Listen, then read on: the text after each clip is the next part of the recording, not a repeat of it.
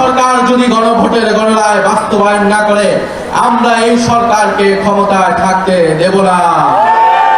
এই সরকার যদি গ্যাস সরবরাহ করতে না পারে, গ্যাসের দাম যদি দাম না কমায়, বিদ্যুৎ যদি সরবরাহ করতে না পারে, কলকারখানা বন্ধ হয়ে যাচ্ছে, শিল্প কারখানা বন্ধ হয়ে যাচ্ছে, ব্যবসা বাণিজ্য বন্ধ হয়ে যাচ্ছে, চাঁদাবাজির কারণে কেউ ব্যবসা করতে পারছে না। এই সকল পরিস্থিতির যদি পরিবর্তন করতে না পারে আমরা এই সরকারকে ক্ষমতায় থাকতে দেব না। ব্যারিস্টার আসাদুজ্জামান ফুয়াদ, আপনার কি মনে হয় আসলে যে এই হারে সংকটটা শুরু হয়েছে? যদিও এর আগে আমরা জ্বালানি মন্ত্রী বলেছিলেন সপ্তাহ দুয়েকের মধ্যে সমাধান হয়ে যাবে, যদি বলে এলএনজি টার্মিনাল যেটা মহেশখালীতে আছে সেটা রিপেয়ারিং শেষ হলে মোটামুটি সমাধান হবে, কিন্তু না, দিন কি দিন বাড়ছে গ্যাস সংকট, এখনও সেই সংকট যাচ্ছে না। সেই সাথে তার প্রভাব পড়েছে বিদ্যুতেও, সারা দেশে লোডশেডিং চলছে। এখন এখান থেকে উপায়টা কি? যদিও আপনি বলেছেন 8 আগস্টে যে সবার আগে বাংলাদেশের পরিবর্তে সবার আগে লুটপাটতন্ত্র কায়েমের চেষ্টা এবং জ্বালানি খাতকে বেসরকারীকরণের উদ্যোগের মধ্য দিয়ে পাকাপোক্তভাবে লুটপাটের আয়োজন চলছে, এই বিষয়টাও আপনার জানতে চাই। আবার জ্বালানির সংকট আসা সমাধানের পথটা কি আসা? তিনি বলেছেন, জ্বালানি মন্ত্রী বলছেন, দিন গোনা ছাড়া কোনো উপায় নেই। ধন্যবাদ। প্রথম কথা হচ্ছে যে জ্বালানি সেক্টরে আজকে যে ক্যাওয়াস চলছে এ পুরো দায় বিএনপির না। আমরা হচ্ছে রাষ্ট্র এবং সাকসেসিভ গভর্নমেন্ট যারা দেশ পরিচালনা করেছেন আজকে এই সংকটের জন্য সবাই দায়ী। গত 20-25 বছর 30 বছর ধরে কালেকটিভলি ন্যাশনাল ইন্টারেস্ট, জাতীয় স্বার্থ এবং নিরাপত্তাকে সামনে রেখে জ্বালানি খাতকে অ্যাড্রেস করা হয়নি। অ্যাড্রেস করা হয়েছে রাজনৈতিক দলের নেতা কর্মী কাকে চুক্তি দেবে, কাকে কোন টেন্ডার দেবে, লুটপাট, এগুলোকে সামনে রেখে। এর ভিতরে দেশি বিদেশি লবিস্টরা তো অবশ্যই আছেন আর কি, যারা স্বার্থকে বারবার মানে কম্প্রোমাইজ করবার চেষ্টা করেছেন। দেখেন, একের পর এক এক্সাম্পল দেই। আমাদের দেশে জ্বালানি বলতে যেটা সবচেয়ে বেশি আছে সেটা হচ্ছে কয়লা। আমাদের দেশের যে কয়লা, এটার মান দুনিয়ার সবচেয়ে ভালো কয়লার ভিতরে একটা। আমার তো কয়লার বিদ্যুৎ কেন্দ্র আছে, কয়লা আমি কিন্তু ইম্পোর্ট করছি জ্বালানি আকারে। তাহলে আমার যে পরিমাণ কয়লা আছে আমি যদি সেটা ব্যবহার করি আগামী 50 থেকে 60 বছর ব্যবহার করতে পারবো, তাহলে কয়লাটা তুলছি না কেন? মানে একটা যৌক্তিক কারণ তো, এমন তো না যে আমি জিনিসটা খাওয়া বন্ধ করে দিয়েছি, ব্যবহার করা বন্ধ করে দিয়েছি, এটা কেন্দ্রিক কোনো কিছু নাই। আপনি আদানিকে যে এত উচ্চ মূল্যের একটা কয়লা বিদ্যুৎ কেন্দ্র করে ওখান থেকে বিদ্যুৎ কেনার সিদ্ধান্ত নিলেন, আদানিও তো কয়লার দাম ঠিক করে করে আমার কাছ থেকে টাকা নিচ্ছে। রামপালে বিভিন্ন জায়গাতে যে আমরা আমাদের নিজস্ব কয়লা উত্তোলন করছি না কেন? যখনই দেখবেন কনকো ফিলিপস আসলো, আপনার যখন কয়লা উত্তোলন করবার আলোচনা বিদেশি কোম্পানিকে দেওয়াটার ব্যাপারে আসলো, আমাদের কিছু পতিত বাম বুদ্ধিজীবীরা রাস্তায় নামলো যে এগুলো সংরক্ষণ করতে হবে, এটা করতে হবে, ওখানকার লোকদেরকে উচ্ছেদ করা যাবে না। কেন করা যাবে না? সারা দুনিয়াতে যেখানে খনিজ সম্পদ পাওয়া যায় সেখানে লোকদেরকে সেফলি অন্য জায়গাতে পুনর্বাসন করবার নজির বাংলাদেশেই তো আছে। আমাদের যে গ্যাস ফিল্ডগুলো আছে এখানে একসময় মানুষ বসবাস করতো না, সেই পাকিস্তান আমল থেকে তাদেরকে তো সরানো হয়েছে, কাপ্তাই লেক করা হয়েছে, জনবসতিকে সরানো হয়েছে না, রিপ্লেস করা হয়েছে, ক্ষতিপূরণ দেওয়া হয়েছে। আপনি যে রাস্তা করছেন, আপনি যে ব্রিজ কালভার্ট করছেন, প্রতিনিয়ত জনবসতিকে সরানো হচ্ছে না? তাহলে অ্যাকোয়ার করবার কালচার তো বাংলাদেশে আছে, পুনর্বাসন করবার। তাহলে আপনি এটা কেন করতে দিলেন না? তাহলে কি এই বামপন্থীরা আওয়ামী লীগের বি টিম আকারে তখন মাঠে নামছিল? জ্বালানি, বিদ্যুৎ, তেল, সম্পদ, বন্দর রক্ষা কমিটি করে টোরে তো রামপাল ঠেকাইলেন না কেন? বিএনপির আমলে তারা যে পরিমাণ জজবানিয়া ফুলবাড়ি আন্দোলনে অংশগ্রহণ করছে, এটা করছে, এটা করছে, এটা এখন ঠেকাইলো না কেন? এটাকে তারা কেন করলো? এখন দেখেন, দুনিয়া থেকে কয়লা উৎপাদন পশ্চিমারা বন্ধ করে দিয়েছে। আমরা কয়লা আনি কাদের কাছ থেকে? অস্ট্রেলিয়া, আমাদের দেশের খুবই কাছাকাছি সবচেয়ে উন্নত দেশগুলোর ভিতরে একটা। তারা তো কয়লা উত্তোলন করছে, হাজার হাজার কোটি কোটি টাকার, বিলিয়নস অফ ডলারের কয়লা উৎপাদন করছে। তাহলে আপনি কাঠামোগতভাবে দেখেন, আমার গ্যাস একসময় আমি স্বয়ংসম্পূর্ণ ছিলাম আমার প্রয়োজনে, কারণ আমার প্রয়োজনটা কম ছিল। পাকিস্তান আমলে এত বেশি গ্যাস উঠতেছে, তখন তো আমার এত ইন্ডাস্ট্রি ছিল না, আমার জনসংখ্যা এত ছিল না, তখন চিন্তা করতে পারছে না গ্যাসটা দিয়ে তারা কী করবে, কারণ রিজার্ভ করে রাখার আবার তো আমার মেকানিজম নাই এখানে। তখন সিদ্ধান্ত নেওয়া হলো যে ঠিক আছে, গ্যাসটা বাড়ি বাড়ি দিয়ে দাও। এই লাইন করে করে কিন্তু আপনার গ্যাস পাইপলাইন করে করে বাড়িতে বাড়িতে দেওয়ার কালচার শুরু হলো। কিন্তু গ্যাসের আসলে প্রায়োরিটি খাত কোনটা হওয়া উচিত ছিল? আমার আসলে আমি গ্যাস দিয়ে সবচেয়ে কী কাজ করি? আপনি চিন্তা করে দেখেন, আমার ফুড সিকিউরিটি, আমার এখন পর্যন্ত আমার জনগণের খাদ্য নিরাপত্তা তৈরি হয় নাই। প্রতি বছর আমার অনেক 7, 8, 10 লক্ষ মেট্রিক টন আপনার চাল বিভিন্ন জায়গা থেকে কিনতে হয়। কদিন আগে দেখছেন ভারত থেকে পচা চাল আইনে আবার ফেরত দিতে হয়েছে। তাহলে আমার দেশে যে পরিমাণ সার কারখানা আছে, এটার আমার প্রয়োজন হচ্ছে 35 থেকে 40 লক্ষ মেট্রিক টন সার। আমার ক্যাপাসিটি আছে 22 থেকে 25 লক্ষ মেট্রিক টন প্রডিউস করবার, কিন্তু বছরে আমি প্রডিউস করছি মাত্র 4 থেকে 5 লক্ষ মেট্রিক টন। কেন করতে পারছি না? কারণ ওই সার কারখানাগুলোতে আমি গ্যাস দিতে পারতেছি না। তাহলে গ্যাস আপনি কোথায় প্রায়োরিটাইজ করবেন? বাড়িতে বাড়িতে দিবেন, প্রায়োরিটাইজ করবেন? বিদ্যুৎ উৎপাদনের জন্য প্রায়োরিটাইজ করবেন, না আপনার ফুড সিকিউরিটির জন্য প্রায়োরিটাইজ করবেন? আপনি কি ডোমেস্টিক ইউজে বেশি প্রায়োরিটি দেবেন, না আপনার ব্যবসা বাণিজ্য? 200-র উপরে কোম্পানি বন্ধ হয়ে গেছে রিসেন্টলি, আপনার স্টাফদেরকে ছুটি দিয়ে বাড়ি পাঠিয়ে দেওয়া হয়েছে। তাহলে আপনার বাসায় শুধু বিদ্যুৎ থাকলে হবে? আমার খাবারও তো কিনে খাওয়ার মতো সক্ষমতা তৈরি হইতে হবে। তাহলে এই যে এনার্জি সাইকেলটা আমি তৈরি করলাম, ডিপেন্ডেন্সি নির্ভর, পরনির্ভরশীল, আমদানি নির্ভর, এবং আমার সচ্ছল হওয়ার পথটাকে রুদ্ধ করে দিয়ে, আপনি দেখেন 2016-17 দিকে আমাদের গ্যাস উৎপাদন সবচেয়ে বেশি ছিল, আমাদের 270 ওই যে কিউবিক ঘনফুট যেটা বলে আর কি, এরকম। তো এখন সেই বছর থেকে আপনি এলএনজিকে কেন ট্রান্সফর্ম করলেন? আপনার তো ওই বছরটাতে সংকট ছিল না, তো আপনি এলএনজির লাইসেন্সটা কেন দিলেন? এবং এইটার মার্কেট শেয়ার বাড়তে বাড়তে এখন আপনার প্রায় 30% হয়ে গেছে। তাহলে আপনি কি পরিকল্পিতভাবে সংকট তৈরি করে আমদানি নির্ভর করছেন বাংলাদেশকে? আপনি কি আমার মার্কেটকে শাটডাউন করে দিতে চাচ্ছেন, আমার ডোমেস্টিক মার্কেটকে? আপনি ভোলাতে গ্যাস উত্তোলন হচ্ছে বহু বছর থেকে শুনছি, তা আপনি পাইপলাইন টানলেন না কেন? আপনি পাইপলাইন না টেলে এলএনজি মার্কেটের পিছনে কেন আপনি এত সুবিধা দিলেন জনগণের ট্যাক্স? অতীতের সরকারের এইসব কার্যক্রম তো আমরা সব জানি। এখন বিএনপি সরকার কি করছে বা কি করতে চাচ্ছে সামনের দিকে? দেখেন, এই সংকট থেকে সমাধানের উপায়টা কি? সমাধানের জায়গাটা বড় জিনিস হচ্ছে যে বিএনপি স্বীকারই করছে না একটা সমস্যা আছে। এতদিন সে হাসি তামাশা করছে। আমাদের মাননীয় জ্বালানি মন্ত্রী সংকট স্বীকার করছেন না যে দেশে কারেন্ট থাকে না। স্পিকার সাহেব বলতেছে আমার এলাকাতে 12-14 ঘন্টা কারেন্ট থাকে না। আপনি কি বলছেন?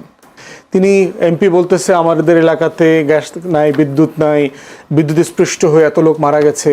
তো জ্বালানি মন্ত্রী দুষ্টামি করে বলতেছে বিদ্যুৎই যদি না থাকে তাহলে বিদ্যুৎ স্পৃষ্ট হয়ে মানুষ মারা যায় কিভাবে? এই হাস্যরস করতেছেন মানুষের জীবন নিয়ে। গতকালকে শুধু প্রতিমন্ত্রী অমিত ভাই দেখলাম দুঃখ প্রকাশ করেছেন। আপনি প্রথম দিন থেকে কেন দুঃখ প্রকাশ করলেন না? এটার জন্য আপনি দায়ী না, কিন্তু প্রশ্ন হচ্ছে আপনি দুঃখ প্রকাশ করে তো মানবিক আচরণ করবেন। দ্বিতীয়ত হচ্ছে জনগণ জানতে চায় যে এটা ম্যানেজ করবার জন্য আপনি কি করছেন। বলা হচ্ছে মহেশখালীতে আপনার ভাসমান টার্মিনালে আগুন লাগছে। এটা কিভাবে আমরা জানলাম? কোনো ইনভেস্টিগেশন হয়েছে? কেন হইল? কোনো কিছু কিন্তু আমরা জানি না। শুধু আমাদেরকে বলা হয়েছে ওখানে আগুন লাগছে। আগুনের কোনো ছবি দেখছি, কোনো প্রসেস জানি কি থেকে কি হইলো না হইলো, সারতে কেন দেরি হচ্ছে? তাহলে কি আপনি পরিকল্পিতভাবে একটা সংকট তৈরি করছেন, যেটা এর আগে তেলের সংকটের সময় আমরা দেখেছি?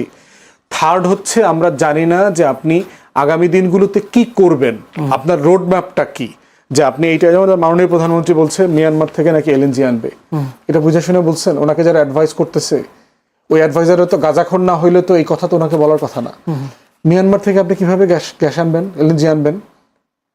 আপনার বর্ডার সিকিউর না, আপনার রোহিঙ্গা ক্রাইসিস চলতেছে, এরকম একটা সিভিল ওয়ার সিচুয়েশনে আপনি ওখান থেকে কি আনবেন? আপনার এরপরে রিপ্যাট্রিয়েশনের যে নেগোসিয়েশন টুল দুর্বল হয়ে যাবে, এরপর আপনি ওদের সাথে কিভাবে নেগোসিয়েট করবেন রোহিঙ্গাদেরকে ফেরত পাঠানোর জন্য? সেক্ষেত্রে জ্বালানি মন্ত্রী বা জ্বালানি এবং প্রতিমন্ত্রীর বক্তব্যটাকে আপনি কি হয়েছেন? আপনি দুরকম মনে হচ্ছে তাদের বক্তব্য। আমি কোনো প্ল্যান দেখতে পাচ্ছি না। একটা বিষয় হচ্ছে তাদের ভিতরে রিগ্রেট যে আমাদের একটা রাষ্ট্রীয় ফেইলিওর আমরা করতে পারছি না, জনগণের প্রতি তাদের সিম্প্যাথি দেখানো। দ্বিতীয়ত হচ্ছে সমস্যাটা কি হচ্ছে এটার ব্যাপারে একটা বিশ্বাসযোগ্য বক্তব্য। থার্ড হচ্ছে আপনি করবেনটা কি আগামী দিনগুলোতে এটা অ্যাড্রেস করবার জন্য।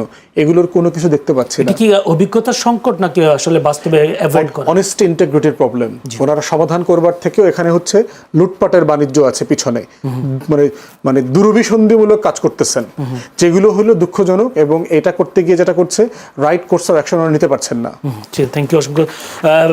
সাইদ খান, আপনাকে কাছে এই প্রশ্ন, আমি যদি ব্যারিস্টার রাসেল জাহান ফুয়াদের কথা ধরে যদি ধরি, জ্বালানি মন্ত্রী বা জ্বালানি প্রতিমন্ত্রী দুজনের বক্তব্য আমরা দেখি দুরকম। গতকাল তিনি বলেছেন অনিন্দ ইসলাম তিনি বলছেন সন্ধ্যার মধ্যে বিদ্যুৎ লোডশেডিং এর সমস্যার সমাধান হবে বা একটু আশার আলো দেখিয়েছেন, কিন্তু আজকে আবার জ্বালানি মন্ত্রী তিনি বলছেন দিন গোনা ছাড়া কোনো বিকল্প পথ নেই। যদি বলি বিএসএস আসাদুজ্জামান ফুয়াদ বলছেন পরিকল্পিত সংকট তৈরির চেষ্টা করা হচ্ছে এবং লুটপাটের বাণিজ্য করবার জন্য তাদের এ ধরনের বক্তব্য তিনি বলছেন। ধন্যবাদ আপনাকে এবং আমার সহ আলোচক ব্যারিস্টার ফুয়াদ এবং যারা দেখছেন সবাইকে শুভেচ্ছা জানাচ্ছি।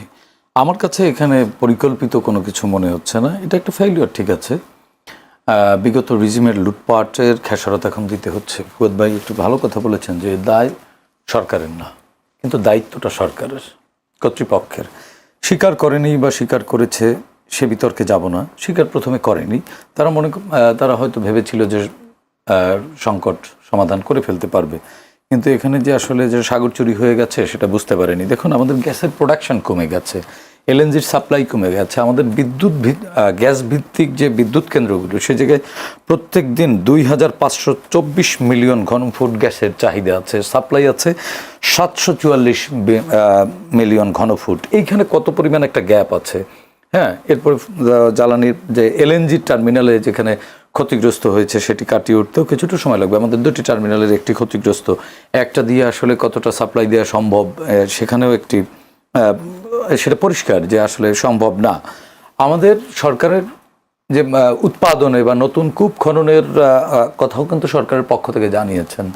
এখন অনিন্দ ইসলাম অমিত সর্বশেষ বক্তব্য যেটা সেটি আমি ধরতে চাই, কারণ এর আগের দিন মন্ত্রী কি বলেছেন, প্রতিমন্ত্রী কি বলেছেন বা অপর মন্ত্রীরা কি বলেছেন সেটি পরের কথা না। সর্বশেষ বক্তব্য সেটি হচ্ছে যে আসলে সংকট সমাধানের জন্য সরকারের উদ্যোগ আছে বলেই সরকার বলেছেন যে একটু ধৈর্য ধরতে হবে বা দিন গুনতে হবে। হয়তো দিন গোনাটা নেগেটিভ অর্থে আমরা ব্যবহার করছি, কিন্তু এটি আসলে কাউন্টডাউনের অর্থেই বুঝিয়েছেন যে দ্রুত সময়ের মধ্যে তাদের সমাধানের চেষ্টা আছে, সেখানে হয়তো একটু সময় লাগবে এটি। এবং দিন গোনার কথা কেন আসছে? দিন গোনার কথা যাতে যেই প্রবলেমটা তৈরি হয়েছে এই প্রবলেমটা সমাধান করতে কতদিন লাগতে পারে। দিন গোনা তখনই বলা হয় যে এটা আসলে দিন মানে আনলিমিটেড না, এটা দ্রুত সময়ের মধ্যে তাদের সমাধানের আন্তরিকতা আছে। এই আন্তরিকতার বহিঃপ্রকাশ হিসেবেই তারা এই জিনিস টার্মটাকে দিন গোনা বুঝিয়েছেন, আর না হয়তো মাস গোনা, বছর গোনা বা অনন্তকালের জন্য বলে ফেলতে পারতেন যে আমরা আসলে সমস্যাটি সমাধান করতে পারিনি।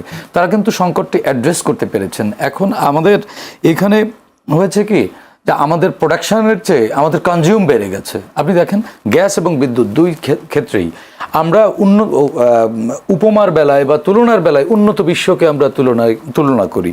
যেমন ফুয়াদ ভাই বললেন মিয়ানমার থেকে কি করে এলএনজি নিয়ে আসবে। মিয়ানমার থেকে কিন্তু চায়না গ্যাস উত্তোলন করছে এবং চায়না গ্যাস নিচ্ছে। হ্যাঁ, সেটি কিন্তু নিচ্ছে, অনেক দিন ধরেই নিচ্ছে। আবার চায়নার সাথে কিন্তু আমাদের বাণিজ্যিক সম্পর্ক বেশ স্ট্রং। চায়নার সাথে নানান ধরনের আমাদের বাণিজ্যিক সম্পর্ক আরও বাড়ছে বা সরকারের পক্ষ থেকেও এরকম ডিক্লারেশন শুনছি। সেই জায়গা থেকে সরকার যদি মিয়ানমার থেকে গ্যাস আনতে পারবে না, সেখানে সিকিউরিটি থ্রেটের কিছু দেখছি না, কারণ চায়নার সাথে যেহেতু আমাদের সম্পর্ক ভালো এবং আমাদের বেল্ট অ্যান্ড রোড একটা ইনিশিয়েটিভও আছে, একটা করিডোর চুক্তির কথাও আমরা শুনছি যে চায়না কুনমিং হয়ে মিয়ানমার হয়ে বাংলাদেশ পর্যন্ত একটি সড়ক যোগাযোগ, রেল যোগাযোগেরও একটা চুক্তি আছে। সুতরাং এখানে সিকিউরিটি থ্রেটের যে বিষয়টি আছে, সেই সিকিউরিটি থ্রেট প্রত্যেকটা প্রতিবেশী রাষ্ট্রের সাথেই সবসময় সিকিউরিটি থ্রেট থাকে বলেই তো বর্ডার ম্যানেজমেন্ট বা বর্ডার গার্ড রাখা হয় বা বর্ডার পুলিশ রাখা হয়। সুতরাং এখানে এই ট্রেডিং এক জিনিস, সিকিউরিটি থ্রেট আর এক জিনিস। সিকিউরিটি থ্রেটটা হচ্ছে একটা সন্ত্রাসী কার্যক্রম বা এক ধরনের রাষ্ট্রের সাথে রাষ্ট্রের। এখানে মিয়ানমারের একটি বিচ্ছিন্ন জনগোষ্ঠীর সাথে কিন্তু বিচ্ছিন্ন জনগোষ্ঠী আমাদের সিকিউরিটি থ্রেট ক্রিয়েট করছে। রাষ্ট্র মিয়ানমার তো আমাদের থ্রেট করছে না, বা রাষ্ট্র বাংলাদেশও মিয়ানমারকে থ্রেট করছে না। এখানে একটা প্রশ্ন সেটা হলো ব্যারিস্টার ফুয়াদই বলেছেন, এলএনজি টার্মিনালে যে আগুন লেগেছে বা সমস্যা ক্ষতিগ্রস্ত হয়েছে, মানে উনি বলছেন যে এদের কোনো ছবি বা কিছুই নেই, কিন্তু সরকার কি কিছু গোপন করতে চায়? না, এখানে সরকার গোপন। এলএনজি টার্মিনাল যে ক্ষতিগ্রস্ত এটি তো ওপেন সিক্রেট, এটি অনেক আগেই ক্ষতিগ্রস্ত হয়েছে, এটি প্রকাশিত খবর, এটি গণমাধ্যমে বহু আগেই প্রকাশ পেয়েছে যে একটি টার্মিনাল থেকে সরবরাহ করা হচ্ছে এবং সেই সরবরাহের ঘাটতিও রয়েছে। আমাদের এখানে 39টি বা কয়টি যেন আমাদের এলএনজি ক্যারিয়ারও রয়েছে, সেই ক্যারিয়ারগুলো অলস বসে আছে। এগুলো আমরা গণমাধ্যমে কিন্তু আমরাই খবর প্রকাশ করেছি, প্রচার করেছি। আরেকটি জিনিস আমি সবচেয়ে যে গুরুত্বপূর্ণ যে জায়গাটি আমার কাছে মনে হয়, দেখুন সংকটটি শর্ট টাইম সমাধানে গেলে হবে না। এখন হয়তো মনে করেন কোনো না কোনোভাবে সমাধান করা গেল, বা বিদেশ থেকে বাড়তি দামে এলএনজি এনে বা বিদ্যুৎ উৎপাদন করে বিদ্যুৎ আমদানি করে সরবরাহ স্বাভাবিক করা গেল, এটি কিন্তু সমাধান না। সমাধান হচ্ছে আমাদের চায়না মেথড, জাপান মেথড বা উন্নত বিশ্ব যেভাবে তাদের এনার্জি ম্যানেজমেন্ট বা এনার্জি রেশনিংটা করে, ওই রেশনিংয়ে আমাদের স্থায়ীভাবে যেতে হবে। যেমন গতকালকে সন্ধ্যার পরে দেখলাম যে রাত 8টার পরে শপিং মল বা বিলবোর্ড এগুলো বন্ধ করতে বলছে। এগুলো আসলে দেখুন, চীনে সকাল হয় ভোর 5টায়, তারা দিনের আলোকে সর্বোচ্চ ব্যবহার করছে। এবং আপনার যদি চীনে সন্ধ্যার পরে বা রাত 8টার পর আপনার ক্ষুধা লাগে, আপনি কিন্তু কোনো রেস্টুরেন্ট খোলা পাবেন না, কোনো শপিং মল খোলা পাবেন না। হ্যাঁ, তারা কিন্তু শাটডাউন, টোটালি শাটডাউন। তারা কর্মঘণ্টা, আমরা শুধুমাত্র সরকারি বা বিভিন্ন সেক্টরে কর্মঘণ্টা নির্ধারণ করি, আমরা সাধারণ মানুষেরও কর্মঘণ্টা নির্ধারণ করা উচিত। আপনি দেখুন ভোর 4টার সময় কারওয়ান বাজারে সবজির বাজার খোলা হয়, পরের দিন ভোর 4টায়ও বন্ধ হয় না। তার মানে কিন্তু 24 ঘন্টা এনার্জি কনজিউম হচ্ছে। এর পাশাপাশি দেখুন একেবারে অনুমোদনহীন আমাদের ইদানিং সারা বাংলাদেশে, নট অনলি ইন ঢাকা, সারা বাংলাদেশে অনিবন্ধিত একটা ওই বৈদ্যুতিক চার্জের যে অটোরিকশা, 3 হুইলার, এগুলো হয় কি ডোমেস্টিক লাইন থেকে রিচার্জ করে, হ্যাঁ, কিন্তু তারা ইউজ করছে কমার্শিয়াল কাজে। এই জায়গাটিতেও তার ওই যে ওই লাইনটা কিন্তু ডোমেস্টিক রেটে কানেক্ট করা হয়, সেখান থেকে কাজ করা হচ্ছে কিন্তু কমার্শিয়াল কাজ। এই জায়গাটি সবচেয়ে বেশি বিদ্যুৎ কিন্তু এরা কনজিউম করছে। সুতরাং আমাদের এখন কর্মঘণ্টা নির্ধারণ করতে হবে, যে জনগণ আসলে প্রত্যেকটা সেক্টরেই কর্মঘণ্টা থাকতে হবে। এবং চায়নার পথে যদি আমরা যাই, বা চায়না জাপান যেটা করছে, যে রাতে আসলে এত আলোকসজ্জার দরকার নেই, সেই জায়গাটা স্থায়ীভাবে এই রাত 8টার পর শর্ট টাইমের সিদ্ধান্ত দেয়া, মুদি দোকান আপনার 24 ঘন্টা খোলা, ভাই এটা কেন দরকার? আপনি যে সমস্যাগুলোর কথা বলছেন, এইগুলো সমস্যার সমাধান করতে দীর্ঘমেয়াদী, এটা দীর্ঘমেয়াদী বিষয়, কিন্তু সংকটটিও তো দীর্ঘমেয়াদী। সংকটটি তো এটা শর্ট টার্ম না। সংকট সমাধানের উপায় এই মুহূর্তে সরকার তো তাদের ইনিশিয়েটিভের কথা জানাচ্ছে, যে তারা নতুন এলএনজি আমদানি করবার চেষ্টা করছে, হ্যাঁ, একটু বাড়তি দামে হলেও। আপনি দেখেন বৈশ্বিক যখন জ্বালানি ক্রাইসিস শুরু হয়েছিল, তখন কিন্তু আমাদের দেশে কিন্তু জ্বালানি সংকট অতটা প্রকট হয়নি। বিভিন্ন দেশ শাটডাউন হয়ে গিয়েছিল, আমাদের দেশ কিন্তু ন্যাশন ওয়াইড শাটডাউন হয়নি। হয়তো জ্বালানির জন্য কিছুটা ক্রাইসিস ছিল, কিন্তু একেবারেই অচল হয়ে যায়নি। দিন গণনা করতে হবে, মানে এটা শর্ট টাইমেই সমাধান করবে আমার কাছে মনে হয়। এবং ফুয়াদ ভাই আরেকটি কথা বলেছেন, যেটি যে লুটপাটতন্ত্র, এটি একটা মেঠো বক্তব্য আমার কাছে মনে হয়, রাজনৈতিক একটা হাইপার ধরে রাখা আমার কাছে মেঠো বক্তব্য মনে হয়। এবং ফুয়াদ ভাইরা তো বিরোধী দলেরও উচিত, কিন্তু বিরোধী দলেরও দায় আছে। ফুয়াদ ভাই ভোট পায়নি, ঈগল মার্কায় ভোট করে ফুয়াদ ভাইও তো ভোট পেয়েছে। ধরে নিলাম উনি নিকটতম প্রতিদ্বন্দ্বী ছিলেন, উনি অল্প কিছু ভোটের ব্যবধানে হেরে গেছেন, কিন্তু ওনার উপরেও তো মানুষ আস্থা রেখেছে। সেই মানুষদেরও তো লোডশেডিং হচ্ছে, গ্যাসের ক্রাইসিস হচ্ছে। সুতরাং সংকট সমাধানের জন্য শুধু সরকারের দিকে তাকিয়ে থাকলে হবে না। ভুলটা আইডেন্টিফাই যেহেতু হয়েছে, সরকার বিরোধী দল সবাই মিলেই এই রাষ্ট্র গঠন করতে হবে। শুধুমাত্র সরকারকে ভোট দিয়েছে জনগণ, বিষয়টি এমন না। ফুয়াদ ভাইও তো দায়বদ্ধ, ফুয়াদ ভাইকে ভোট দেয়নি, আমিও তো ধরেন ভোট দিয়েছি, যাকে ভোট দিয়েছি সে জিতেছে না হেরেছে আমি তো জানি না, তারও দায়বদ্ধতা আছে। সুতরাং রাষ্ট্রীয় এটাকে চ্যালেঞ্জ হিসেবে নিয়ে সমস্যার সমাধান দুপক্ষেরই আঘাত, সরকার বিরোধী দল। ব্যারিস্টার আসাদুজ্জামান ফুয়াদের কাছে, ব্যারিস্টার আসাদুজ্জামান ফুয়াদ, আপনি সেই 8ই আগস্টে যে সংমেলন বা সংবাদ সম্মেলন করছেন, সেখানে আপনি একটি কথাও বলেছেন যে বিএনপি সরকার অতীত জ্বালানি খাতে কার্যকর ও টেকসই সিদ্ধান্ত নিতে ব্যর্থ হয়েছে। যারা অতীতে ব্যর্থ হয়েছেন তাদের পুনরায় একই দায়িত্ব দিয়ে এবার সফলতা আশা করা কতটা বাস্তবসম্মত, জনগণ তা জানতে চাই। এই প্রশ্নের আপনি কি বোঝাতে চেয়েছেন একটু পরিষ্কার করে বলবেন। সেই সাথে সাইদ খান যদি বলেছেন যে আসলে সরকার এবং বিরোধী দল একে অপরের পরিপূরক, সেক্ষেত্রে এমন একটি সংকটের মধ্যে বিরোধী দলের পক্ষ থেকে কোনো ধরনের সহযোগিতা কিংবা পরামর্শ এসব কিছু আসছে না। প্রথম কথা হচ্ছে, মাননীয় জ্বালানি মন্ত্রী তখন প্রতিমন্ত্রী ছিলেন সম্ভবত, বিদ্যুৎ প্রতিমন্ত্রী, কত সাল 1 থেকে 6 কথা বলছি আর কি। এবং উনি তখন জ্বালানি সেক্টরে পার্টিকুলারলি বিদ্যুৎ নিয়ে যে পরিমাণ ডিজাস্টার করছেন, যে আপনার এই যে খাম্বা টেন্ডার আউট করে ফেলছেন কিন্তু লাইন নাই, মানে একটার সাথে একটা কনসিস্টেন্ট থাকবে না, যেটা আওয়ামী লীগের আমলে আমরা দেখেছি। গ্যাস উত্তোলন করেছেন, কিন্তু আপনি গ্যাস উত্তোলন করছেন, তারপর কি করবেন? পাইপ বসাইতে হবে তো। এই জন্য দেখেন ভোলা থেকে যে পরিমাণ গ্যাস উঠানোর ক্যাপাসিটি আমার আছে, তার 30% আমি ডিস্ট্রিবিউট করতে পারছি না, কারণ পাইপের এক্সটেনশন লাইন নাই। এবং যেটাও আছে সেটা হচ্ছে বিভাগের মধ্যে আছে, জেলার মধ্যে আছে। তো একই ধরনের লোক যিনি এর আগে ফেল করছেন, তাকে চাকরি থেকে, তাকে ওই পদ থেকে সরিয়ে দেওয়া হয়েছে, সে এমন কি যোগ্যতা নতুন করে গত 17 বছরে অর্জন করলেন যেটার কারণে তাকে আবার দায়িত্ব দিলেন? তারপর তো তার বয়স হয়েছে, সব বাস্তবতা মিলায়। তো এই জন্য আমরা বোধ করছি যে এইটা যে পরিমাণ টেকনিক্যাল এক্সপার্টিস থাকা দরকার, সবচেয়ে বড় জিনিস অনেস্টি, ইন্টেগ্রিটি থাকা দরকার। ন্যাশনাল প্রবলেম ডিল করবার জন্য অনেস্টি থাকা দরকার, আন্তরিকতা থাকা দরকার। দেখেন, সমাধানের ব্যাপারে বারবার বলছেন বিরোধী দলের প্রথম কাজ কি? আমরা যদি কথা না বলতাম তাহলে এনটিআরসির টিচার অ্যাপয়েন্টমেন্ট ইতিমধ্যে গভর্নিং বডির কাছে চলে যাইতো। আমরা যদি কথা না বলতাম তাহলে আপনার বসুন্ধরা ইতিমধ্যে কাজ পেয়ে যাইতো, কারণ ইতিমধ্যে বসুন্ধরার জন্য তো বিপিসির চেয়ারম্যানকে খাইয়ে ফেলছে, জ্বালানি সচিবরে খাইয়ে ফেলছে সরকার। কি জন্য? কারণ সে একটা নীতিমালা প্রশ্নে একটা মতামত দিয়েছে। এত বড় একটা কোম্পানি, মাথা রাখতে হবে যে আমি কিন্তু বসুন্ধরার বিপক্ষে না, আমি বেসরকারীকরণের বিপক্ষে না, আমি হচ্ছি একটা কোম্পানিকে আপনি কত বড় হতে দেবেন, এটা ন্যাশনাল ইন্টারেস্ট আছে। আপনার মনে থাকার কথা, বারাক ওবামা যখন প্রেসিডেন্ট তখন সুপ্রিম কোর্টে মামলা করেছে ফেসবুক, মাইক্রোসফটকে ভেঙে দেওয়ার জন্য। কারণ একটা কোম্পানি দেশের থেকে বড় হয়ে যাচ্ছে, ওয়ালমার্ট, আপনার তার $1 ট্রিলিয়ন, ইলন মাস্ক ট্রিলিয়নিয়ার, মানে একটা হাস্যরসের ব্যাপার না তো?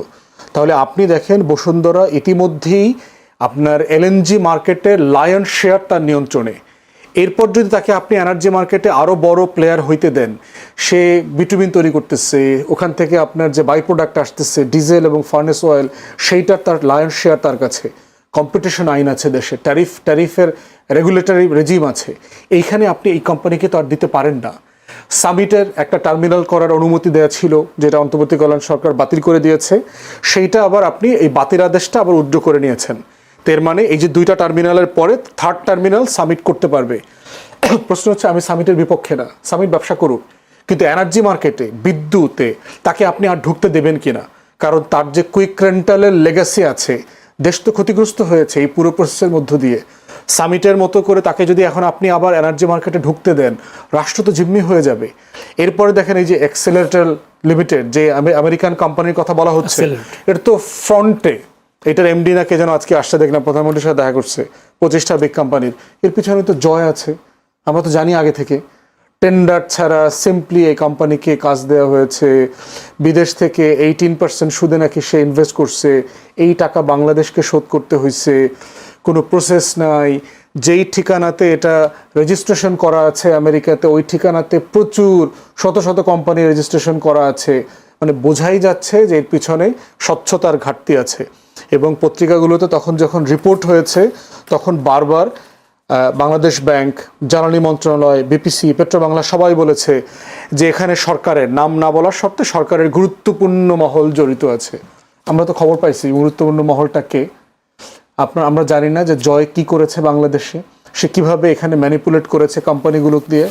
তাহলে আপনি সেই কোম্পানিটা এখনও এখানে আছে, মাথায় রাখতে হবে। আমরা যখন আওয়ামী ফ্যাসিবাদ ডিল করতেছি, বিএনপি বারবার এই ভুলগুলো বারবার করেছে।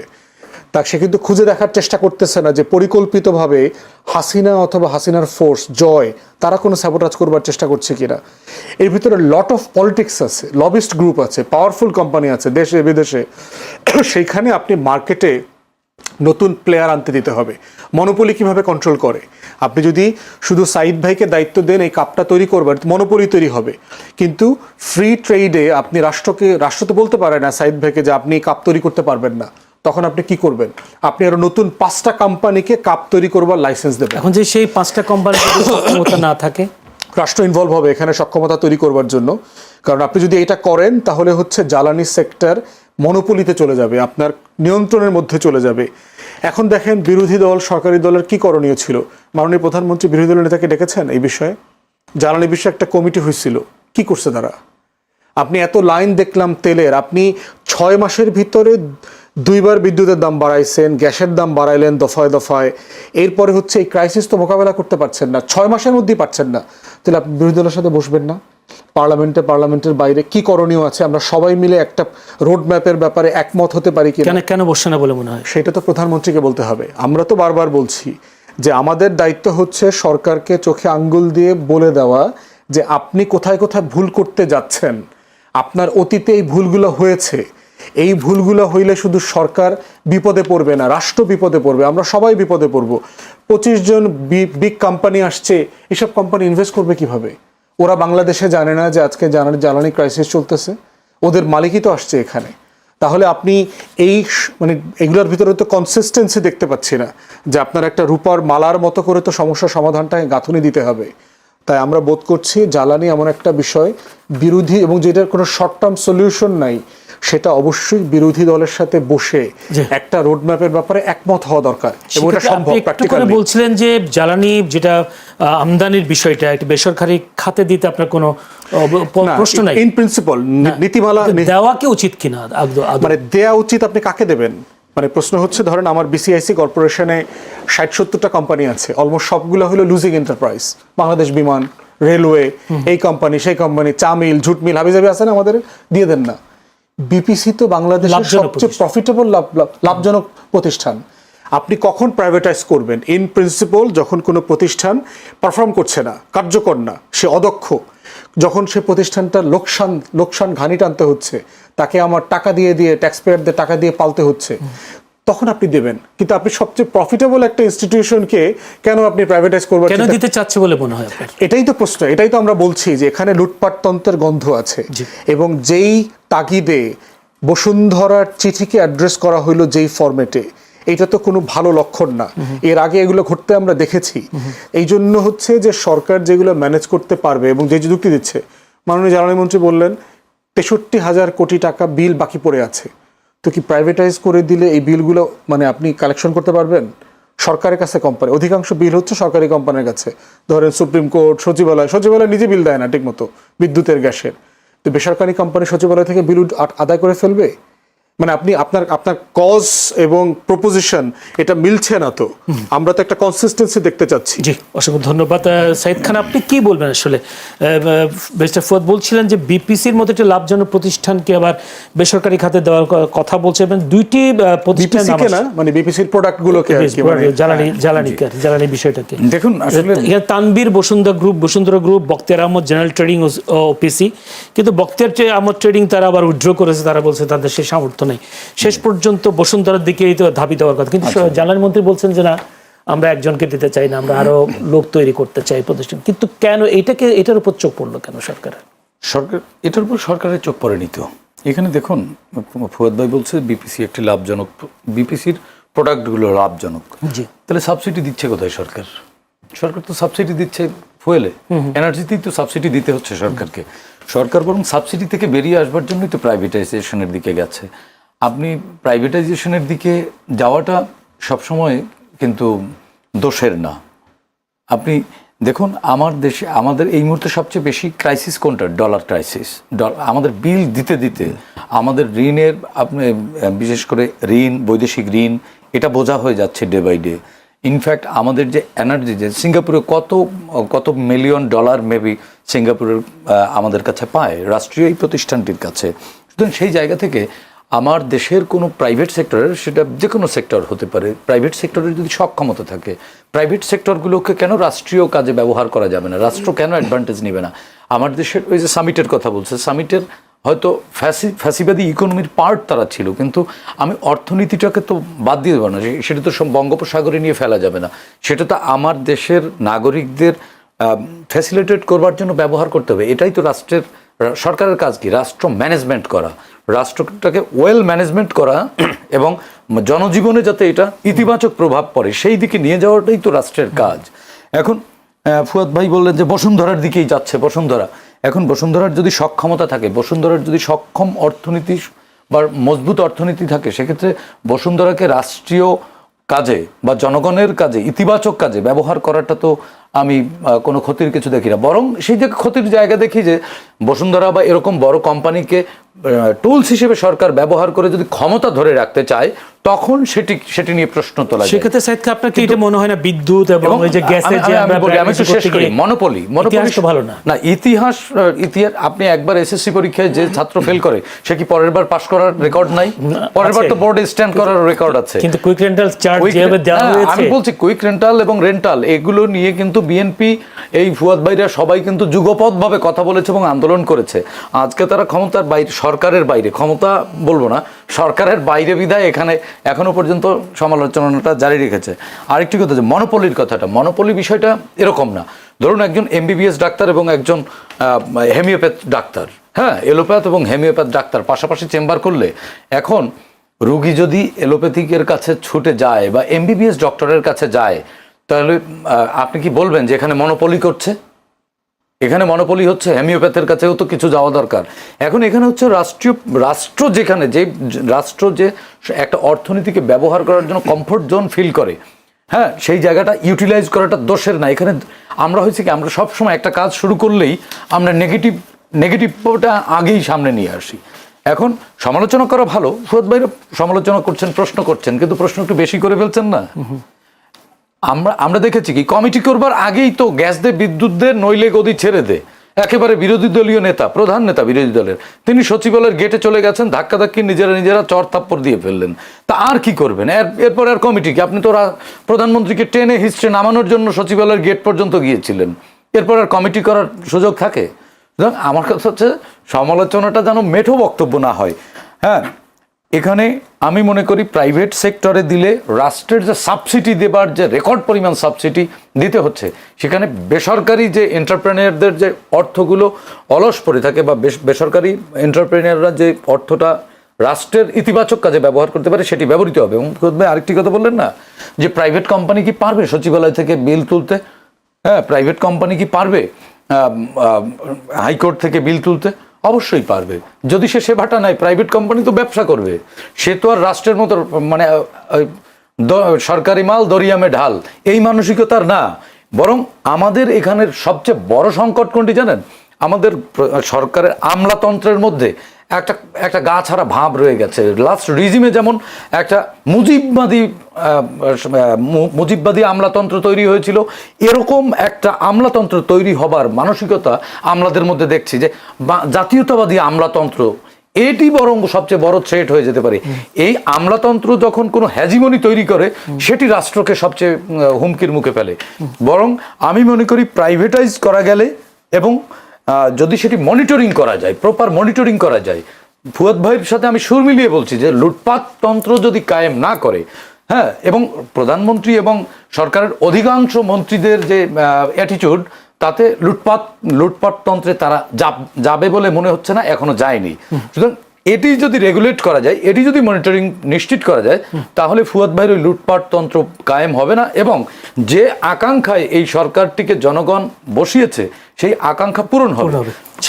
আমার কাছে সময় কম, উনি যে কথাটা বলছেন যে বিএনপি সরকার অতীত জ্বালানি খাতে কার্যকর টেকসই সিদ্ধান্ত নিতে ব্যর্থ হয়েছে, যারা অতীতে ব্যর্থ হয়েছেন তাদের পুনরায় একই দায়িত্ব দিয়ে এবার সফলতা আশা করার কথাটা।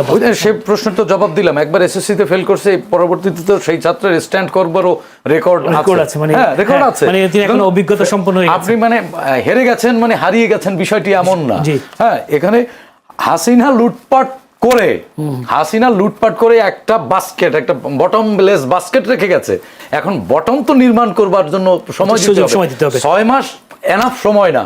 সরকারের ফুয়াদ ভাইরা সমালোচনা জারি রেখেছেন, প্রশ্ন করবেন, খুবই ভালো, কিন্তু একেবারে সরকারের হাত ধরে টেনে নামানোর জন্য সচিবালয়ের গেটে যাওয়ার মতো সময় হয়নি এখনো। এবং আই রিপিট অ্যাগেইনলি, আমি এবং দায়িত্ব নিয়ে বলছি যে উন্নত বিশ্বে এই এনার্জি সেক্টর প্রাইভেটাইজ করা, এবং উন্নত বিশ্ব এক্ষেত্রে সফলতা দেখিয়েছে।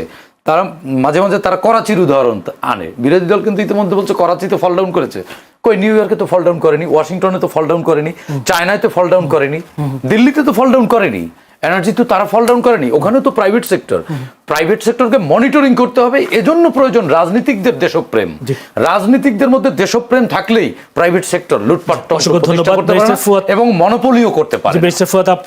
আপনি বলছিলেন যে আসলে সরকার বিরোধী দলকে ডাকেনি, ওনার প্রশ্ন কিভাবে ডাকবে? আপনারা সচিবালয় ঘেরাও করে সচিবালয় গেট ভাঙতে গিয়েছেন, বিদ্যুৎ তাহলে এই ক্ষেত্রে আপনাদেরকে কেন ডাকবে বিরোধী সরকার বিরোধী দল? আপনারা তো সহযোগিতার হাত বাড়াতে চান এবং সচিবালয় গেট ভাঙতে গিয়েছেন। দেখেন, এবং সেই সাথে আরেকটা কথা বলছেন যে আপনারা পাকিস্তানের করাচির এক্সাম্পল দিচ্ছেন, দিল্লি, নিউ ইয়র্ক, ওখানে প্রাইভেটাইজেশন হয়েছে, সেখানে তো এক্সাম্পল দিচ্ছেন না, সেখানে তো সফল হয়েছে।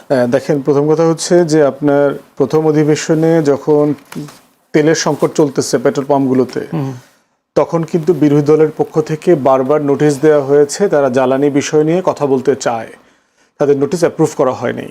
তাহলে এখন যখন মানে পার্লামেন্ট থাকে, আপনি তো অযাচিতভাবে শুরুতেই তো রাস্তায় নামবেন না, তো রিপিটেডলি চেষ্টা করবার পরে যখন আপনি কনভারসেশনের সুযোগ পাচ্ছেন না, আপনি তখন কি করবেন?